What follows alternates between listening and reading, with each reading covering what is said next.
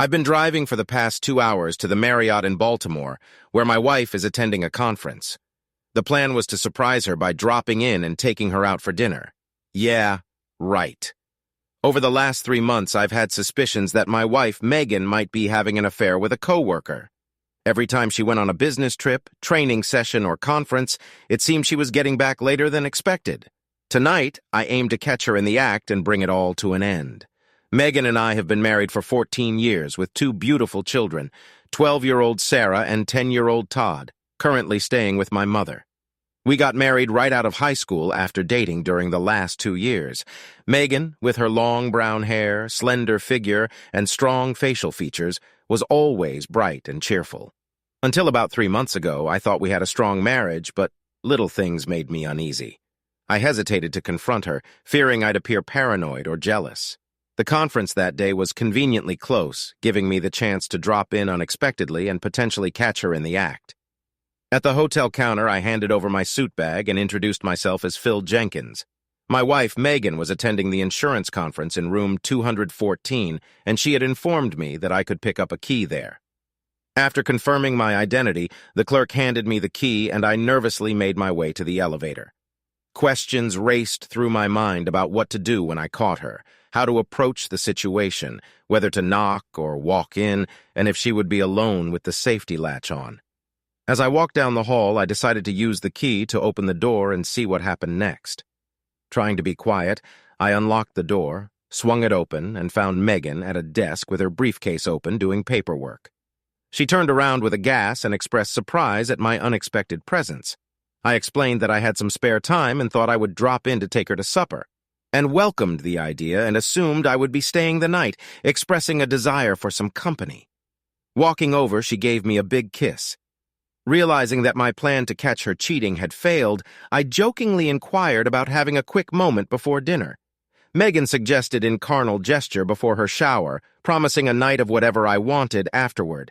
Relieved that my suspicions were unfounded, I was glad I hadn't lost the woman I loved. We shared a brief carnal session, and with a big grin, Megan headed into the bathroom for her shower. I gathered myself and took a seat on the bed. Megan's toiletry case sat on the dresser, prompting me to check for aspirin to alleviate my driving-induced headache. No pills were found, but in the side pocket, something odd caught my eye. Slowly, I retrieved a pack of 6 contraceptives from the case, holding them in my hand as I sat on the bed. After Todd's birth, Megan switched to birth control pills that made her nauseous, leading to my vasectomy. Since then, we abandoned contraception, enjoying the freedom from contraceptives or pills. Now, the question arose, why were these contraceptives in her toiletry case? I'm not foolish. Swiftly concluding that my wonderful wife was indeed cheating, I felt uncertain about what to do next. Imaging through her case, I found safety pins kept for clothing emergencies. Taking one, I carefully punctured a hole through the middle of each contraceptive, replacing them as I found them. While Megan was still in the shower, I contacted a friend at home. I informed Freddie that I needed him to do a favor for me, and he agreed without hesitation.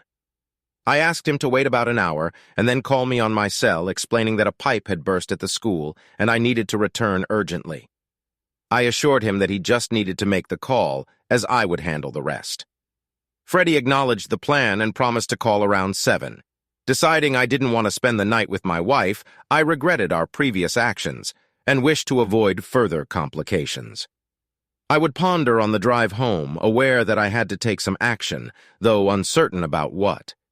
As Megan emerged from the shower, I struggled to restrain myself from confronting her, standing up inside with a desire to retaliate against the woman who was my wife. I'm not a violent man, usually keeping my temper in check. I realized it was better not to let her know about my awareness of her infidelity. By the time we reached the dining room, I was thoroughly depressed. I suggested that Megan could order anything she wanted as it was on me.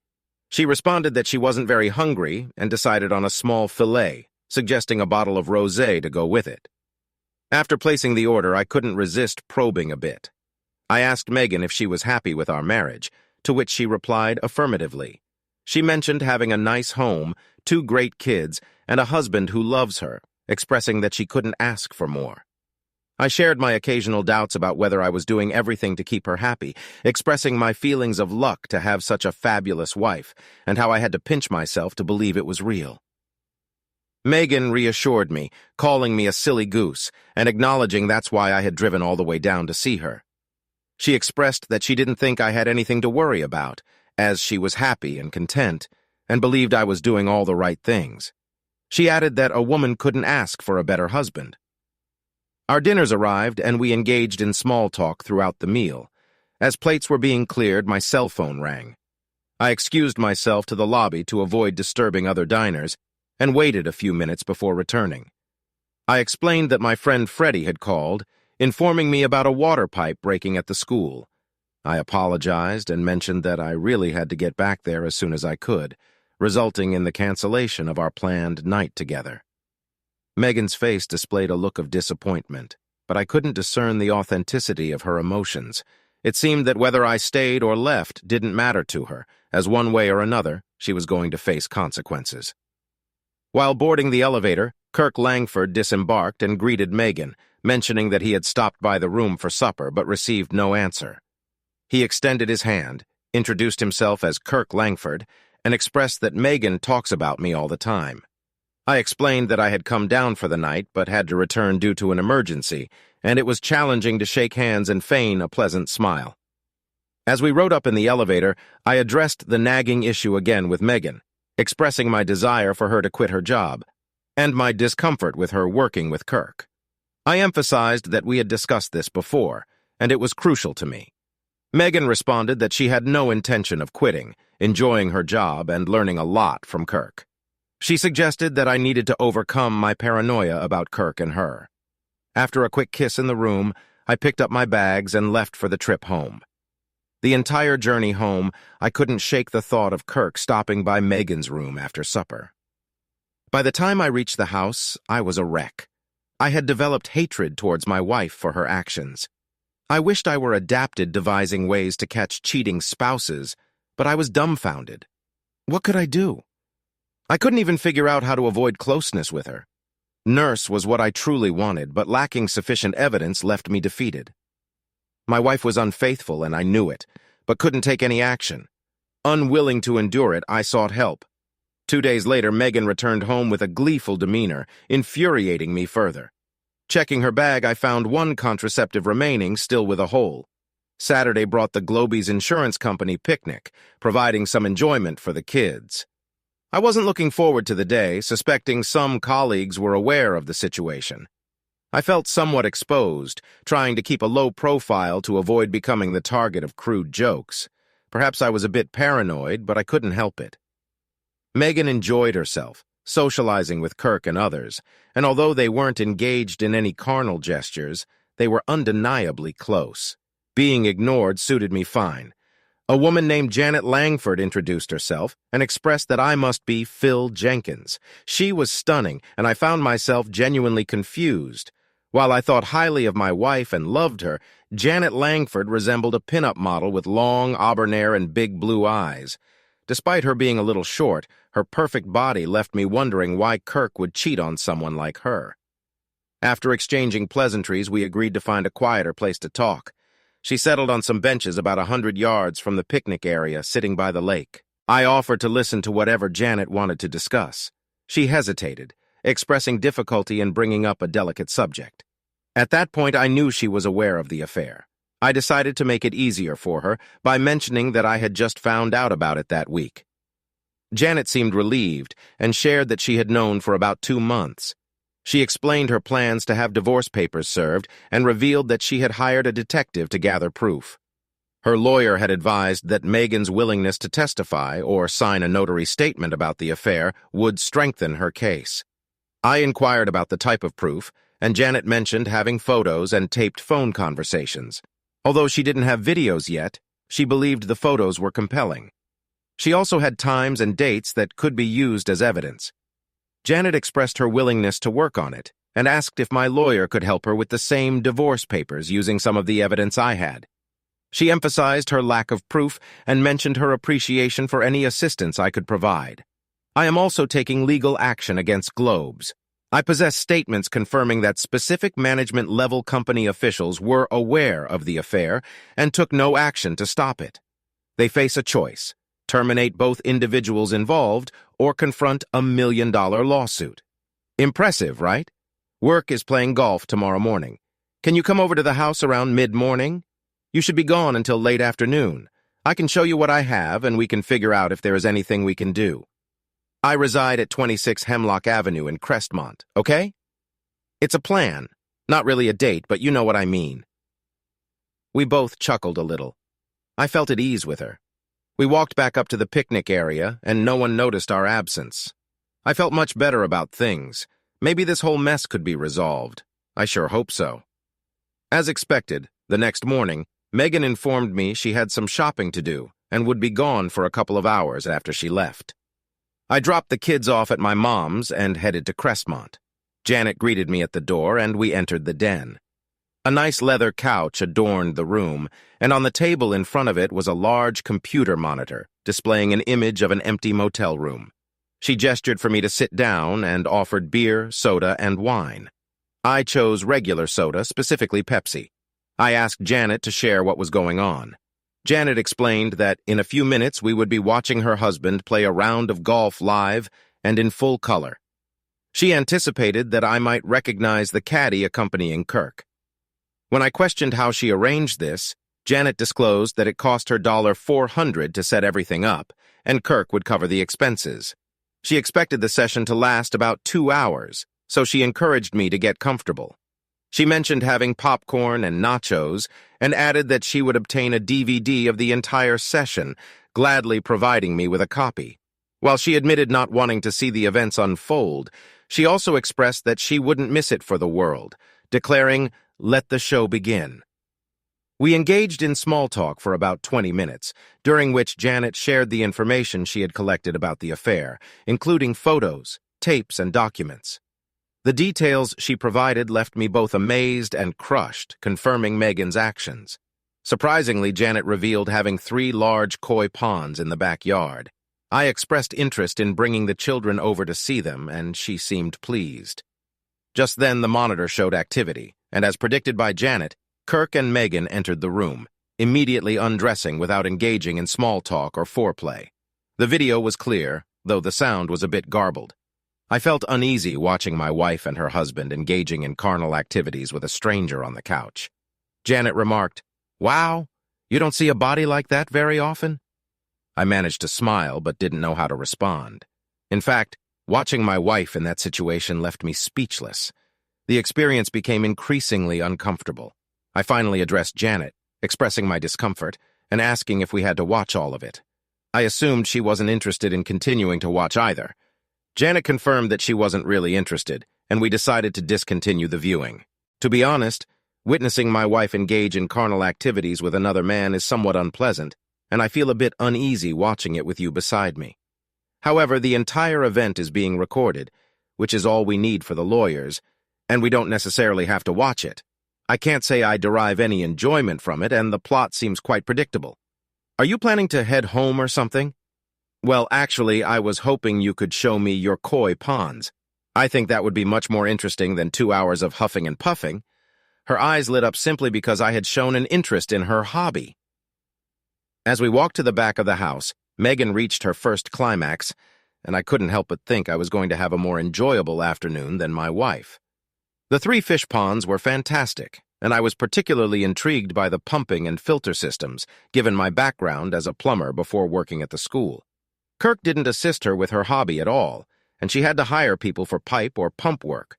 I offered to help her anytime Kirk was playing golf, not with any romantic intentions, but simply to learn more about the koi ponds. Spending time with her was an added bonus. After a few quickly passing hours, we returned to the house. The motel room was empty, signaling it was time for me to go home. Janet promised to call when Kirk had another golf game so I could visit with Sarah and Todd. The next few weeks were challenging. Each time Megan took a shower, I would check her bag to find a new supply of contraceptives. I couldn't fathom when she found the time to use them all. I kept a safety pin on my keychain, ready to puncture them any day now. I anticipated Megan might have to make a surprise visit to her sister. On evenings following Kirk's golf games, the kids would excitedly recount their visit to the koi lady, showing Megan pictures of the fish they drew and sharing the names they gave them. She never connected Kirk's wife to the koi lady and seemed relieved that I could keep the kids occupied while she was otherwise engaged. I made 2 more attempts to persuade her to quit her job and end the involvement with Kirk. Both times I received the same rejection, with the second one being particularly unpleasant. I also started making excuses to avoid closeness with her, and she responded with digs about my masculinity. It stung a bit, but it made everything I was doing easier to justify. Finally, on a Tuesday night, she dropped a bombshell, expressing that she had been feeling really stressed lately. Megan suggested taking a few days off from work to visit her sister for about a week. She acknowledged my efforts with overtime and late nights, and thought it would be a good idea for me to relax while she was away. Megan believed that a trip to my sister's would be much better than spending a year with a shrink. She encouraged me to have a good time, assuring that she would take care of everything. Megan was glad that I understood the necessity of the extra work for the good of the family, but expressed a concern that she might have overdone it. I struggled to sleep that night, preoccupied with the tasks awaiting me the next day. I was relieved that the moment had finally come. Megan's sister Nancy and her husband Brad lived about 3 hours away. Brad, while an okay guy, could be a real idiot, especially when Nancy called the shots. Interestingly, their town had 2 termination clinics, and I had gathered the names, addresses, and operating hours for both. I even familiarized myself with the terms of agreement required for services at each clinic, including the 2 days cooling-off period they both mandated. Assuming Megan's first appointment was on Wednesday, the earliest she could schedule the procedure was Friday, giving her a few recovery days before returning home. This provided me with a day and a half to finalize my plans, which seemed manageable. After Megan embarked on her rest and recuperation trip, I began making preparations. I had to explain the situation to my parents, acknowledging my failure as a husband. They understood and offered their support. The kids enjoyed their time with my parents, and Dad's truck would be useful for moving Megan's belongings. The lawyer would have all the necessary paperwork ready for me on Thursday morning. Janet's paperwork was also prepared, and she planned to serve Kirk simultaneously with my serving Megan. The only internal struggle I faced was whether to give Megan one last chance to make amends. Though I held little hope, Dad and I spent the rest of the day packing Megan's things.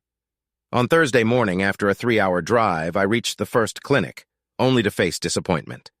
This left me with one more option: the Family Planning Center.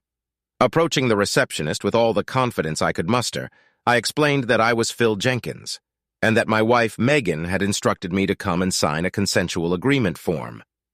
When the receptionist inquired about the form's specifics, I admitted not knowing the exact name, but mentioned that it was a form stating I understood everything, agreed with it, and wouldn't pursue legal action. The receptionist confirmed Megan's identity and mentioned that her sister had signed for her, but my signature would be better. She checked the computer for a few seconds, then retrieved the file. I seized the opportunity and signed the form just below Nancy's signature. Noticing that the procedure was scheduled for Friday morning at 11 a.m., with the requirement to be there an hour early, I inquired about any remaining payments. I took out my checkbook and placed it on the counter.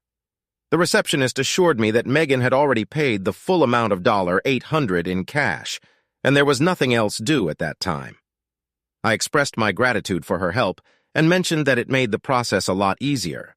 The reception I received upon arriving at Nancy and Brad's place was overwhelmingly insincere, bordering on comical. Megan initiated the conversation, expressing surprise at my presence and asking what I was doing there. I responded by explaining that Mom and Dad wanted to keep the kids for a few days, so I took some sick leave and decided to visit them. I mentioned that I needed to unwind a little too. The room fell somewhat silent, and I sensed the wheels turning in everyone's heads. I had put them on the spot, and now they had to find a way out of it. I observed Nancy nod to Brad, signaling him to join her in the kitchen. Megan engaged in casual conversation about various topics. After a few minutes, Brad returned to the room with a suggestion. He proposed taking the day off the next day, borrowing his buddy Jack's baseboat, and spending the day on the lake to ensure we wouldn't be bothering the ladies.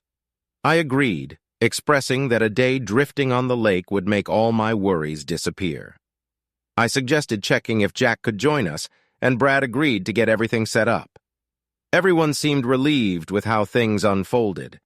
We had an uneventful dinner and spent the rest of the evening chatting about various topics. However, there was no closeness that night, as Megan didn't want her sister to overhear. Early the next morning, Jack was waiting with the boat, and Brad prepared lunch while stocking the cooler with beer. We engaged in conversation while loading the truck in the boat. Brad asked if I was getting into the truck as I stood by the passenger's door. I informed him that I had decided not to go, and suggested that he make the most of the day because facing Nancy for the next few hours wouldn't be pleasant. Brad spent about 5 minutes trying to persuade me to go until I had to get firm. After a couple of well-placed swear words and some physical threats, Jack and Brad took off. I went inside, poured myself coffee, and turned off Nancy's cell phone. Then I called my dad, who was always up early. We chatted for about 2 hours, ignoring the constant call-waiting tones. Brad must have tried reaching Nancy for hours. As Nancy and Megan got up, I said goodbye to my father and braced for the impending confrontation. I cleared the missed calls on the landline and turned Nancy's cell phone back on. In less than 2 hours, Megan and Nancy needed to be at the family planning center. In about 5 minutes, I would face 2 furious women. I finished the first pot of coffee, so I brewed a new one for my wife and her sister. Megan exclaimed, questioning why I was there. I explained that I wasn't in the mood for fishing, so I decided to stick around with them for the day. I suggested finding a nice place for lunch together, mentioning that I had to leave that night and didn't want to spend the day with Brad and Jack on a boat. Megan rejected the idea, stating that she and Nancy had plans for the day and preferred to go by themselves.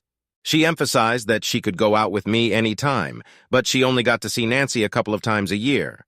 Additionally, she pointed out that I would be there all week. I tried to convince Megan, expressing that she could spare me at least half a day, since I had driven all the way down there. I suggested she could have the rest of the week for her sisterly activities.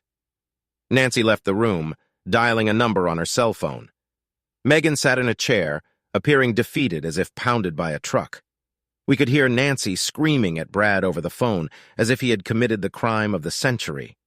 I felt sorry for the guy, but he married her. Megan expressed that she and Nancy didn't want me tagging along for the day, emphasizing that they had their plans set, and it didn't include me. I agreed to hear their plans for the day and decide whether I was interested or would find something else to occupy my time.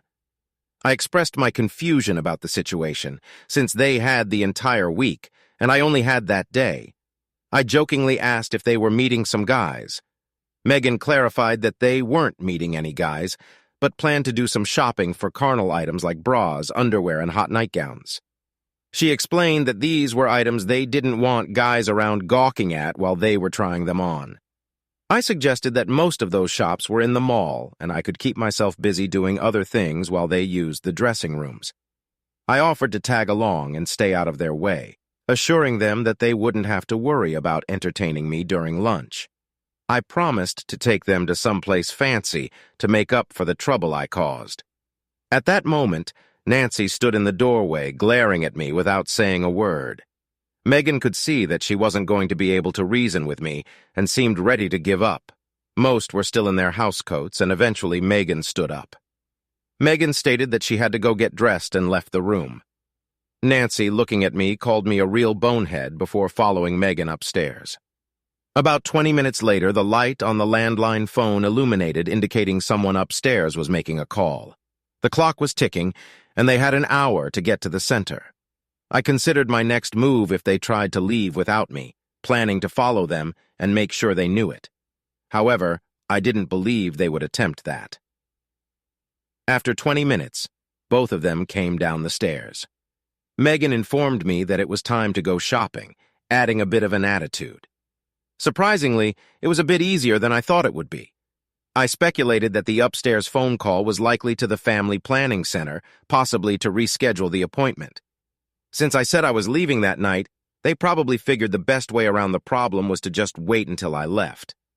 I wasn't trying to stop Megan from getting the termination, but I wanted to make it more difficult for her. I insisted on taking my car because I wanted to drive. I didn't want them ditching me somewhere a few miles from the house. I pulled into a service station, I filled up the gas tank, checked the oil and water, and cleaned the windshield. It was the most time I ever spent servicing my car. They both just sat fuming. When we arrived at the mall, I parked far out so we'd have a good walk. Once we were in the mall, I pretty much left them alone. I kept an eye on them but really could care less about what they were doing or buying. They didn't seem to be having any fun. They spent most of the time talking to each other and making gestures. They bought a few things just to show me they had been shopping. I tried to stay hidden but still keep them in sight. There was definitely some serious discussion going on. The time for the appointment passed. I had succeeded in delaying the inevitable. I knew she was still going to get the procedure, so I had no intention of interfering any further. Shortly after noon, they came back to the center court of the mall, where I said I would meet them. We went to the Olive Garden for lunch and got back to the house around 2 p.m. There wasn't much conversation during lunch or on the drive home. I was smiling to myself the whole time. I knew these two were upset with me right now, and I didn't care. What a wonderful feeling. I grabbed a beer and relaxed on the sofa. Brad finally arrived, and for about 30 minutes, Nancy verbally berated him. He managed to slip out and disappeared for a couple of hours, returning by supper time. After the girls finished cleaning up, I requested a private conversation with Megan in the kitchen. Nancy sneered, and they both went into the living room. Megan remained upset due to the earlier events, and I sensed she wouldn't be easy to deal with. I got straight to the point, expressing my desire for her to quit her job and stop seeing Kirk Langford. Her teeth clenched tightly, and she struggled to refrain from hitting me. She insisted that she didn't want to hear that again, expressing her frustration with me bringing it up repeatedly. Megan refused to waste her time answering me, stating that I already knew the answer, and it wouldn't change. She gave me the ultimatum to either change the topic or leave. I reached into the manila envelope by the chair and pulled out a legal-sized envelope. I explained that I had asked her at least 10 times in the last 2 months, and each time she refused. I presented the divorce papers, suggesting she signed them, and mailed them in. I mentioned that there was a self-addressed stamped envelope included, and if she wanted a lawyer to look them over, she was welcome to do so. She glared at me and leaned across the table, expressing frustration. She stated that I couldn't divorce her just because she wouldn't quit her job or have the friends I wanted her to have. Megan insisted that for a divorce there needed to be grounds, and I didn't have any. She suggested it was time for me to go home and get my act together. She emphasized that she was my wife and had no intention of giving up her home and family just because I didn't like where she worked. I responded by reaching into my manila envelope and bringing out a stack of photos. I placed 6 pictures of Megan with Kirk on the table and asked if she had lovemaking with him. There was no answer, as I placed another 6 pictures of them in various positions on the table. As I continued putting more pictures on the table, she started screaming at me, urging me to stop. I acknowledged her reaction, understanding that she perceived my actions as spying. She criticized me, calling me a sneaky person and expressing disdain for my approach. She questioned why I didn't address the situation directly and accused me of behaving like a pervert, stating that my complaining made her sick. At that moment, my cell phone rang and I answered it, learning that my dad would arrive in 10 minutes with Megan's belongings to Nancy's place. As I hung up, she asked about the call. I informed her that my dad was bringing her stuff to Nancy's place, explaining that the locks had been changed at our house. I offered to retrieve any forgotten items if she let me know. She remained silent as I handed her the title to her car, mentioning that I had signed it over to her. In an envelope, I included half of the money from our bank accounts, approximately $200. I outlined arrangements for her to have visitation rights with the kids once a week, with the possibility of an overnight stay monthly if she made a statement attesting to the affair and had it notarized. I added that I had a DVD from the May 10th visit she and Kirk made to the Scandia Motel, which was 2 hours long and captured everything depicted in the pictures. As I collected the photos, I clarified that I hadn't taken any of these. I wasn't concerned about your activities, I just didn't appreciate being deceived. Lastly, I'd like you to have this keepsake from our love. I removed the safety pin from my keychain and slid it across the table. I revealed the pin to Megan, explaining that I had used it to poke holes in all of our contraceptives for the past 2 months. I mentioned that she had used 48 rubbers in the last 2 weeks alone, and Kirk had been more fortunate than I ever dreamed of being. She responded with anger, calling me a miserable weasel and deeming my actions the most despicable thing she had ever heard of. I retorted, stating that the most despicable thing was having an affair with someone outside of our marriage. I acknowledged that I might be considered a fool, but she was a cheating partner. I informed her that I had to run as my dad had just pulled up in the driveway. I noted that she never apologized or expressed remorse for her actions. As I left, I told her goodbye and wished her well with her termination. On Monday, she finally started crying as I left the room. Nancy rushed in to comfort her, and Brad followed me out to the front porch. Brad questioned my actions, stating that I couldn't throw away a 14-year marriage over a misunderstanding. I challenged him, asking why my wife had come down to visit him and Nancy. Brad looked down at his feet for a few seconds, seemingly thinking. Eventually, he apologized and offered to help me unload the truck. We finished unloading in about 10 minutes while Megan continued crying in the kitchen. I didn't know what she was crying about, and frankly, I didn't care. And Megan were both fired from Globes the next week. Megan refused to sign an affidavit. The lawyer said he had a strong enough case without it. I didn't hear from my loving wife at all. After that night, she did not come to see the children. They didn't seem to mind because they were forming a good bond with Janet. We spent a lot of time together as a family. Mostly there was no love-making or even talk of it. We were not going to do anything that might jeopardize the divorces. The kids and I were learning a lot about Koi and having a great time doing it. At last, after 4 months, both divorces were final. Megan never fought hers, but Kirk went down kicking and screaming. He lost the house, all the investments, and ended up having to pay a large monthly alimony payment. A few days before Christmas, Megan came to the house with presents for the kids. I was polite and didn't do anything to ruin the holiday spirit. She stayed for about 2 hours and then left as quietly as she came. Nothing was said between us about the divorce or the affair. I put the house up for sale, and 2 months later we moved in with Janet. Kirk took a job in Omaha, and Megan went with him for months. Later, Kirk disappeared and didn't tell her where he was going.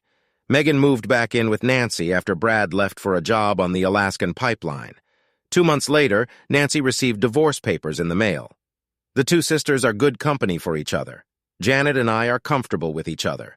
She adores the kids, and they feel the same way about her. We are planning on getting married in June and spend every moment we can practicing for the honeymoon. Second story. We needed to have a serious conversation, no doubt about that. As I looked up at the woman who had been my wife for more than 2 decades, it was evident that the last few years had changed the dynamics between us. "It's over," she said. Her voice strained, almost choking on the words. "Mike and I are no longer together." I nodded, offering my condolences as she stood there, hands nervously twisting together. She went on to share that nearly 3 years had passed since she promised that things would return to normal. I gently probed for the reasons behind the breakup. Gwen, avoiding eye contact, mentioned my growing unhappiness over the past few months. Familiarity had set in and the magic spark had vanished. The situation struck a familiar chord. I couldn't help but recall a conversation from over 2 years ago when Gwen had dropped the bombshell about our lovemaking life becoming mundane and her taking a lover, a younger, more vigorous man. She made it clear that she intended to continue the affair, leaving me with an ultimatum: accepted, or risk losing her, our home, our kids, and my job working for her father.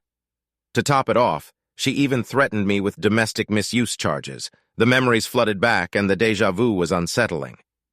Gwen reminded me that she had previously mentioned that the situation wouldn't last forever. She thanked me for my patience and understanding during that time. I responded with a nonchalant shrug, not offering much to the conversation. She continued, outlining her plans for our future. She suggested that we could return to normal, and I could move back into our bedroom whenever I wanted. She even proposed doing so right away, citing her emotional distress over Mike ending their relationship abruptly. Curious about Mike's actions, I inquired about what he had said. Gwen, sobbing, revealed that he had criticized her for aging, stating that she had gained too much weight. He expressed dissatisfaction with being seen with her and mentioned wanting someone younger in his life. I carefully commiserated, avoiding disagreement with Mike's judgment. I expressed reluctance to sleep in our bed again, considering the numerous times it had been used by Gwen and Mike. Gwen insisted that she never had Mike over when I was at home, referring to the times I was at work or away on business in France. She suggested getting rid of the old bed and buying a new one the next day. I sarcastically mentioned that a new bed might be nice, and an awkward silence ensued. Eventually, Gwen enthusiastically promised to make it up to me, acknowledging that we hadn't been carnal for over 2 years. She assured me that things could easily return to how they used to be. I questioned if it could truly be the same, and Gwen, gaining confidence, affirmed that it could. She expressed optimism about us getting back to how things used to be. I questioned whether we could pick up from where we left off, considering the embarrassment I faced in front of our family and friends. I mentioned how I stopped going to the village pub to avoid seeing my friends, knowing that Gwen and Mike frequented it. Gwen apologized, acknowledging that her actions may have been thoughtless. She justified her behavior by stating that everyone knew about her affair with Mike. She hinted that Mike comparisons of Mike's prowess in bed to mine contributed to the situation. I reminded her of the hurtful comments relayed to me by their friends. She insisted that Mike wasn't better, but just different and more exciting than our love-making life had become. Despite my understanding, I expressed reluctance to easily return to our bedroom, citing the damage to my male ego. Gwen suggested a weekend trip to Brighton, staying at a familiar hotel and driving my classic Jaguar XK 140. I commented on the difficulty of returning to our old carnal routine. I shocked her by revealing that I had sold the Jaguar a year ago, highlighting how little attention she had paid to my life. She was taken aback, expressing disbelief that I had sold the beloved car I had spent hours renovating. I informed her that we couldn't buy it back, and she suggested using money from the company or her trust to get another one. I declined, emphasizing that it wasn't for sale and questioning where the money would come from. I informed Gwen that she had signed away the trust money 5 months ago, explaining that the funds were used for our children's house deposits. She seemed surprised and asked if that was where the money came from. I responded stating that I did inform her, including my decision to sell the Jaguar. I mentioned that she was preoccupied with her affair and the microphone during that time. Gwen inquired about the family company's financial status, and I confirmed that the company was fine, but no longer owned by us. She seemed oblivious to the recent paperwork finalizing the deal. I let her stew for a while, allowing her to reflect on the changes that occurred while she was engrossed in her affair with Mike. I then revealed that her share from the sale of the business would just about cover the mortgage on the house. Confused, she asked about the mortgage, indicating her detachment from financial matters. I clarified that I had spent my half on a 45-foot sailing yacht, as I had taken early retirement, and planned to spend my days sailing the seas. Gwen expressed her dismay, stating her hatred for boats and the sea. I acknowledged her feelings, but emphasized that there was no room for her on the boat anyway. She demanded an explanation, wondering why there wasn't enough room for her on such a large boat, seemingly reconsidering her dislike for the sea. I explained to Gwen that the sailboat was designed for just 2 people, including the deckhand I hired recently. Despite this, she insisted that she could still accompany me, suggesting exploring the Mediterranean or sailing to the south of France, reminiscing about the enjoyable time she had there with Mike last year. I interjected, mentioning that there was only 1 cabin on the boat, more or less true. She loudly repeated her surprise about the single cabin and questioned the whereabouts of the deckhand. I revealed that the deckhand was a woman who had been sleeping with me for some time. Upon learning that the deckhand, Giselle, was a 28-year-old French blonde, skilled in boat knowledge, cooking, and passionate in carnal matters, Gwen burst into tears. The next day I left for France to join my boat and Giselle, leaving Gwen still sobbing. It took some time, but my plan was coming to fruition. I hadn't informed Gwen about the 6-bedroom villa I had purchased nearby with the money I had saved before selling the company. I looked forward to enjoying the pool and playful moments with Susie, who had a penchant for not wearing the top half of her bikini. I also anticipated the joy of opening the garage doors, where my old Jaguar XK140 had been sitting alone for too long. It would soon be taking Giselle and me to a familiar French restaurant down the coast. As for Mike, he experienced misfortune when he was mugged outside his favorite bar, suffering injuries including 5 broken ribs, busted kneecaps, and the loss of his purse and one of his testicles. It seemed the tables had turned, marking the end of his happy days.